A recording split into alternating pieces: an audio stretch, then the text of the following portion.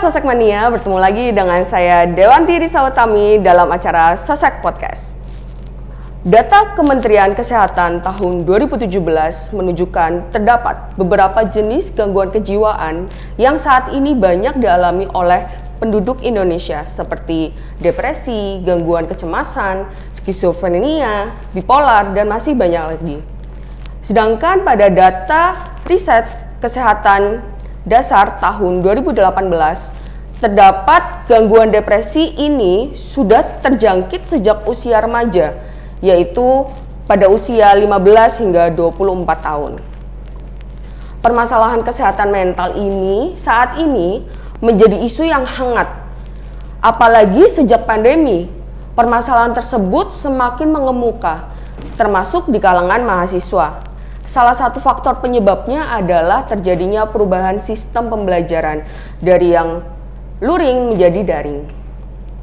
Badan Pengembangan dan Pengkajian Keilmuan Nasional Ikatan Lembaga Mahasiswa Psikologi Indonesia memaparkan hasil survei pada periode 2019 sampai 2020, yaitu terdapat 32,7% responden mengalami rasa cemas, 27,5% mengalami kelelahan berkepanjangan tanpa penyebab yang jelas, dan 20,2% mengalami sedih hingga mengganggu aktivitas. Berdasarkan fenomena dan data tersebut tentang meningkatnya gangguan kesehatan mental, bagaimana sih kondisi kesehatan mental yang terjadi di kalangan mahasiswa, terutama di Universitas Jenderal Sudirman? Di sini kita akan membahasnya bersama-sama, tetapi saya tidak sendirian tentunya. Saya ditemani oleh narasumber yang super cantik, Ibu Indah Widiarini. Ibu, bagaimana kabarnya, Ibu? Alhamdulillah, sehat Mbak Dewanti. Alhamdulillah, Ibu. Terima kasih banyak sudah meluangkan waktunya dan bersedia untuk hadir di acara Sosek Podcast kali ini. Ya, sama-sama. Sangat senang sekali bisa bergabung di sini dengan Mbak Dewanti. Mudah-mudahan bisa memberikan manfaat untuk semuanya. Insya Allah. Nah, Bu, berdasarkan data dan fenomena yang terjadi saat ini ya, Bu, tentang kesehatan mental. Mungkin kan kalau dulu itu untuk kesehatan mental itu belum terlalu booming ya, Bu. Orang-orang juga nggak tahu nih apa sih kesehatan mental itu apa gitu. Orang-orang cuma taunya ya udah stres biasa kayak gitu. Nah, di sini untuk gangguan kesehatan mental, terutama di kalangan mahasiswa ya, Bu, di Unsud sendiri itu seperti apa sih, Bu? Apakah fenomena itu juga menjalar di kalangan mahasiswa, terutama di Universitas Jenderal Sudirman? Oke, baik. Mungkin saat ini masalah mental health itu ya, Iya, itu Bu, sering yang diungkapkan oleh anak-anak muda, termasuk mahasiswa gitu ya, sering sekali mengungkapkan berkaitan dengan mental health, ya ini disebut dengan kesehatan mental. Ya, jadi memang kita tahu mungkin selama ini orang itu lebih fokus atau concern kepada kesehatan fisik. Ya, itu ya karena itu yang bisa dilihat gitu. Jadi orang sakit atau tidak itu hanya dilihat dari secara fisik seperti apa, seperti itu. Tapi ternyata ada permasalahan lain karena sebetulnya kesehatan kalau kita lihat di sini kan bermacam-macam ya. Jadi ada kesehatan fisik tadi, kemudian ada kesehatan mental, kemudian mungkin juga ada kesehatan keuangan, ada kesehatan sosial gitu ya. Jadi sebetulnya banyak gitu istilah-istilah kesehatan. Nah, kalau kesehatan fisik paling mudah yang bisa kita lihat karena itu bisa terlihat dengan mata. Tapi pada saat kita bicara kesehatan mental dan apakah itu terjadi di kalangan mahasiswa, mungkin salah satu indikatornya atau yang mudah kita lihat kesehatan mental ini bisa dinilai dari seberapa produktif kita gitu. Jadi pada saat mungkin kita merasakan belajar misalnya, belajar kok sudah males ya, kemudian mau kuliah kok sudah rasanya berat, apalagi pada saat kuliah daring kemarin mereka atau mahasiswa ini mungkin secara fisik tidak harus datang ke kampus, tapi mereka harus mengeluarkan modal yang besar untuk beli kuota gitu ya. Kemudian apalagi kalau susah sinyal ini menjadi masalah. Kameranya juga ya, Bu, kadang kan kamera laptop itu kan nggak bagus. Kadang harus kuliah pakai HP. Pada saat kuliah pakai HP akhirnya konsentrasinya tidak penuh seperti itu. Nah, ini ternyata lama-lama akan mengganggu produktivitas mahasiswa. Nah, kemudian lama-lama mahasiswa merasa dengan kuliah daring misalnya kemarin ternyata setiap hari di setiap mata kuliah ada tugas gitu ya, karena dosen juga membebankan tugas yang lebih banyak. Iya, lebih banyak daripada satu ya Bu. Betul. Ada kuis yang harus dikerjakan mahasiswa, ada tugas individu, ada tugas kelompok, yang itu semua menumpuk gitu. Nah ini mungkin yang menyebabkan, atau ada data yang menunjukkan bahwa ternyata di masa pandemi kemarin itu mempengaruhi terhadap kehidupan mahasiswa. Iya betul. Dan karena kesehatan mental juga kan ada apa namanya, ada tingkatannya. Ya betul. Jadi ada yang levelnya masih rendah, ada yang levelnya sedang, ada yang levelnya tinggi. Kan seperti itu. Jadi ini yang kita bisa temui pada saat gangguan-gangguan yang levelnya rendah itu tidak bisa ditekan, ya itu nanti bisa terakumulasi gitu. Jadi menumpuk selama-lama semakin besar. Nah ini yang bisa mungkin disebut sebagai kesehatan, mengganggu kesehatan mental itu tadi. Berarti hal-hal sebenarnya dari hal-hal kecil ya Bu ya, yang bisa menyebabkan kesehatan mental seseorang itu terganggu, terutama di mahasiswa di masa pandemi saat ini kan. Tidak memungkiri ya Bu, kalau misalnya pandemi kan karena nggak ketemu, terus jadinya dosennya beranggapan bahwa mahasiswa di rumah nih harus produktif, dikasihlah tugas yang banyak, lumayan luar biasa banyaknya, itu bisa meningkatkan tingkat stres mahasiswa. Betul. Nah Bu, dari fenomena tersebut Bu, dari kondisi saat itu apa sih Bu langkah dari universitas untuk mengatasi terjadinya peningkatan kesehatan mental di kalangan mahasiswa? Oke, baik. Jadi sebetulnya Unsud sendiri itu sudah sangat concern ya terhadap permasalahan kesehatan mental, bukan hanya sekarang sebetulnya. Sebetulnya sudah lama.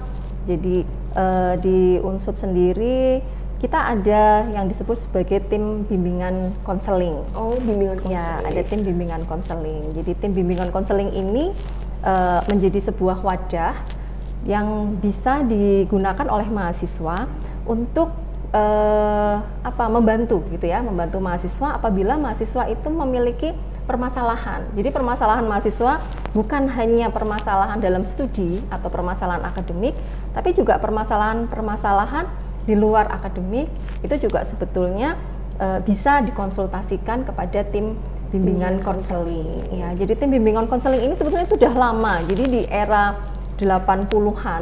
Udah lama ya? Sudah lama itu sudah ada dosen-dosen yang memang ditunjuk sebagai tim bimbingan konseling. Ya pada saat itu memang belum banyak timnya. Jadi di universitas mungkin karena jumlah mahasiswanya juga masih belum terlalu banyak ya. Jadi tapi itu sudah ada.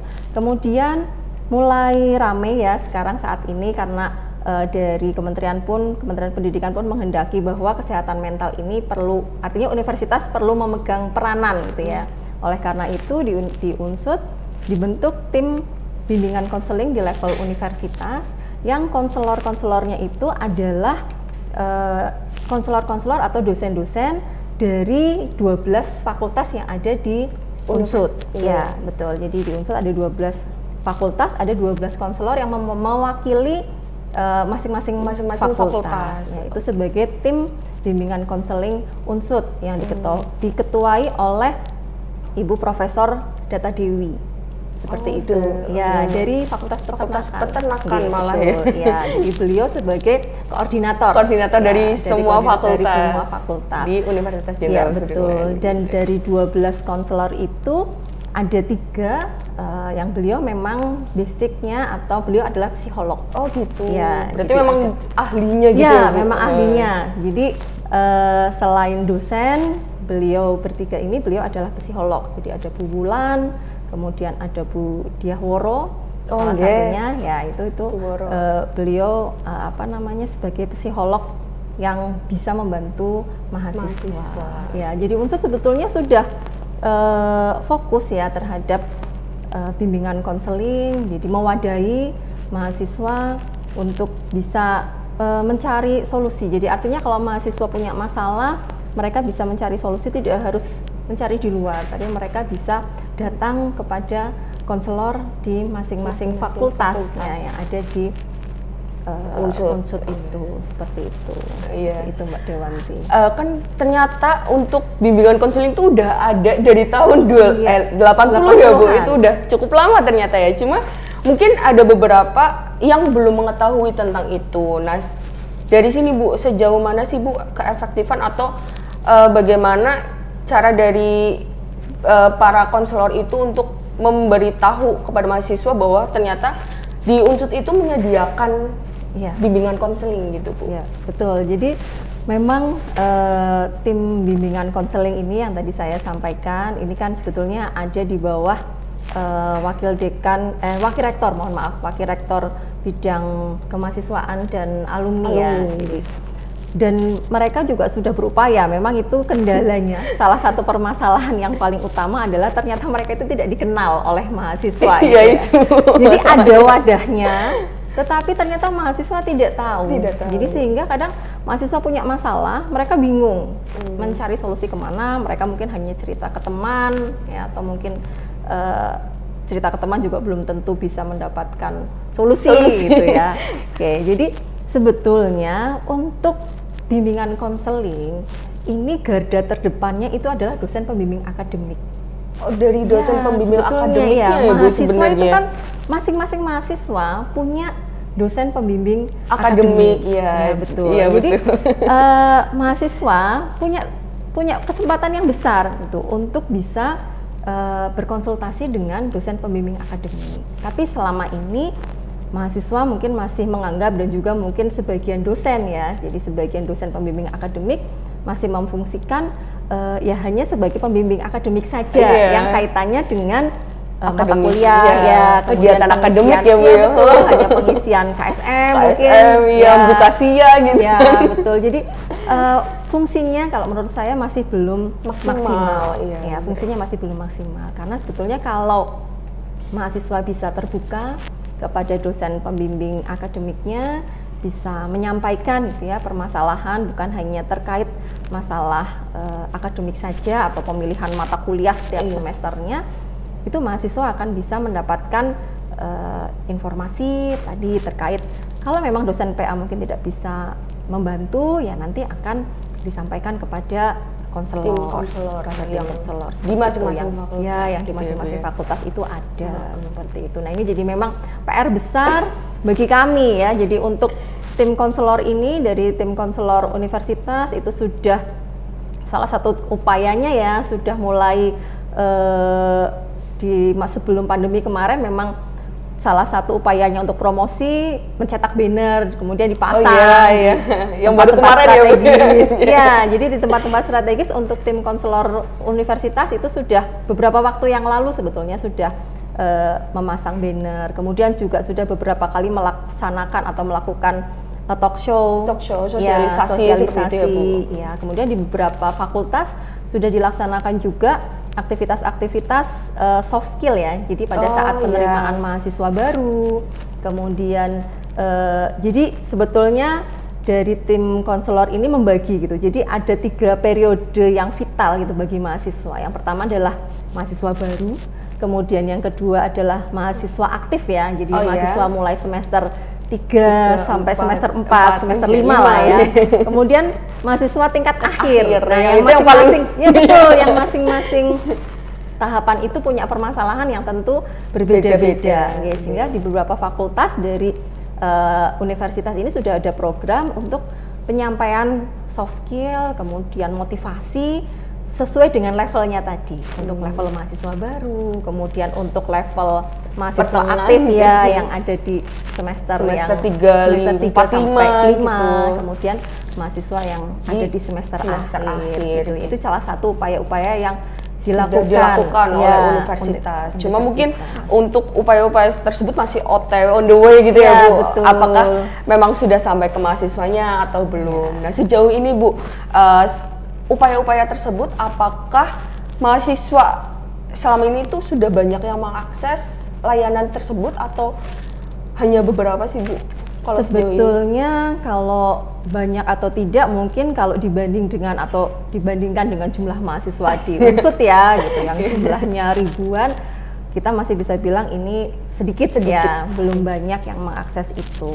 Tetapi beberapa mahasiswa alhamdulillah bisa terbantu gitu dengan adanya tim bimbingan konseling ya. Jadi artinya peran tim bimbingan konseling ini kalau menurut saya memang penting, dan tadi memang sekarang kita sedang mencoba mengencarkan gitu, menyampaikan kepada mahasiswa bahwa di sini ada loh sahabat mahasiswa gitu ya atau teman gitu yang bisa mahasiswa gunakan untuk curhat gitu ya, untuk berbagi perasaan gitu ya, berbagi permasalahan, dan mudah-mudahan kami bisa membantu mahasiswa seperti itu ya. Jadi lewat podcast ini ya, lewat Mbak Dewanti ini mudah-mudahan kan, juga bisa tersampaikan. Bisa tersampaikan.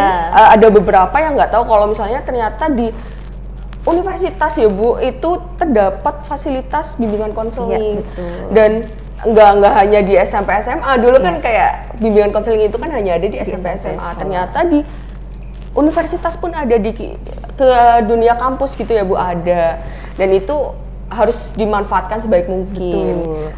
Karena kan memang tujuannya adalah untuk membantu gitu ya. Ini terkadang yang ya mungkin stigma pada saat sekolah dulu, siswa kalau masuk BK berarti dia itu ada masalah gitu ya. Iya benar. Sehingga sampai mereka menjadi mahasiswa. Gitu. Jadi mereka justru menjauhi. Ya. Jadi ntar konotasinya adalah negatif. Ya, saya ke BK, loh kamu ada masalah apa? Itu kan udah negatif ya Bu. Betul sekali. Jadi itu yang mungkin perlu diluruskan bahwa sebetulnya tim bimbingan konseling ini bukan karena saudara atau mahasiswa itu ada masalah berarti mahasiswa itu memang bermasalah atau buruk, bukan seperti itu. Tapi sebetulnya terkadang banyak mahasiswa yang pintar ya. Jadi ada mahasiswa sebenarnya mahasiswanya pintar, kemudian di masalah akademik dia tidak ada masalah. Tapi bisa jadi dia ternyata ada permasalahan pribadi, misal dengan pacar, permasalahan dengan teman, seperti keluarga itu, gitu ya, atau permasalahan dengan keluarga yang itu nanti akan mengganggu di dalam proses studinya. Nah ini yang sebetulnya kita juga bisa membantu mahasiswa menjadi tempat curhat, menjadi tempat cerita gitu. Jadi kalau konselor itu bukan memberikan solusi, artinya bukan memberikan nasihat atau solusi yang kamu harus seperti ini, kamu harus seperti itu, sebetulnya bukan. Tapi kita akan mencoba mengarahkan gitu. Jadi artinya membimbing mahasiswa, dia sendiri yang akan mencari jalannya gitu. Jadi kita membantu mengarahkan mahasiswa menemukan, ini loh permasalahan saya ini. Yang bisa saya lakukan adalah ini. Gitu. Kemudian kalau saya melakukan ini, konsekuensinya apa? Misalnya gitu. Jadi ada beberapa alternatif pilihan yang bisa dilakukan mahasiswa. Misalnya ada alternatif A, konsekuensinya ini. Alternatif B, konsekuensinya ada sendiri. Nah, kemudian nanti mahasiswa akan belajar memutuskan. Oh iya, berarti yang harus saya lakukan dengan konsekuensi yang paling minimum misalnya ini adalah solusinya. Nah, sehingga dia lega gitu atau dia legowo pada saat dia ada masalah, itu ada orang yang bisa membantu mencarikan solusi gitu. Iya, berarti memang bimbingan konseling ini bukan bermakna negatif ya Bu sebenarnya. Manfaatnya luar biasa banyak. Selain kita itu bisa mencurahkan apa yang dirasain gitu kan, kadang aduh saya pusing nih, ada masalah keluarga, ada masalah sama teman, kok si ini, tapi saya harus melaksanakan tugas sebagai mahasiswa gitu kan, kayak mau curhat sama teman, orang lagi musuhan sama teman, itu kan kayak kemana ya ceritanya. Oh ternyata lewat bimbingan konseling ini bisa jadi solusi ya Bu. Selain cuma untuk curhat juga ada solusinya. Sekiranya kalau misalnya saya ambil keputusan ini, konsekuensinya apa, dan ya dari situ jadi mahasiswa terbantu untuk apa sih yang harus saya lakukan gitu ya Bu ya. Luar biasa sekali ternyata adanya bimbingan konseling ya sebenarnya. Kalau masuk BK itu bukan berarti karena anak nakal. Iya itu. Karena mahasiswa bermasalah. Iya ya. Betul. Tapi di sini adalah mahasiswa yang mencoba untuk bisa meningkatkan diri, mengupgrade dirinya menjadi lebih baik dengan berkonsultasi kepada pihak lain. Dalam hal ini adalah konselor. Oke, menurut Center for Public Mental Health tahun 2020, kuliah online pada masa pandemi mempengaruhi kualitas kesehatan mental mahasiswa. Meningkatnya rasa